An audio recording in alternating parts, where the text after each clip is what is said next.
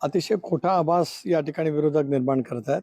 कालच राज्य सरकारने सरकारी कर्मचाऱ्यांना मला असं वाटतं 7वा का 8वा वेतन आयोगाच्या बाबतीमध्ये काही धोरणात्मक निर्णय त्या ठिकाणी घेतलेला आहे. योजनाही चालू राहील. राज्य प्रगतीपथावरती नेण्यासाठी भारत सरकारच्या माध्यमातून आणि राज्याची स्वतःची एक आर्थिक शिस्त आहे, राज्याची एक स्वतःची आर्थिक उभारणी आहे. पायाभूत सुविधा करण्यासाठी उपलब्ध किती कर्ज घेण्याची मुभा असू शकते, त्याच्या कितीतरी खाली आपण त्या ठिकाणी आहोत. त्यामुळे हे राज्य प्रगतीपथावरती नक्कीच राहील. विरोधकांची आरडाओरड स्वाभाविकच आहे, कारण निवडणुकीमध्ये झालेला दारुण पराजय अजूनही विरोधकांना पचवता आला नाही. नमस्कार, मी प्रियंका नागने आपल्या मराठी चॅनलवरती तुमचं सर्वांचं स्वागत आहे.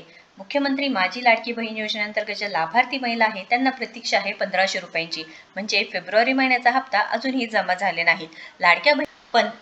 लाडक्या बहिणींना खूप मोठा प्रश्न आहे की फेब्रुवारी महिना संपायला फक्त 2 दिवस बाकी आहे, पण तरीही लाडकी बहीण योजनेअंतर्गत जे 1500 रुपये मिळत आहे अद्यापही जमा झाले नाहीत.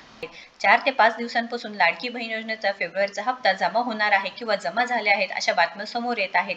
याबद्दल सुद्धा बोलत आहेत. पण लाडकी बहीण योजना आता बंद होणार का किंवा सरकारच्या तिजोरीवरती या लाडक्या बहीण योजनेचा भार आहे का असे सुद्धा विरोधक म्हणत आहेत.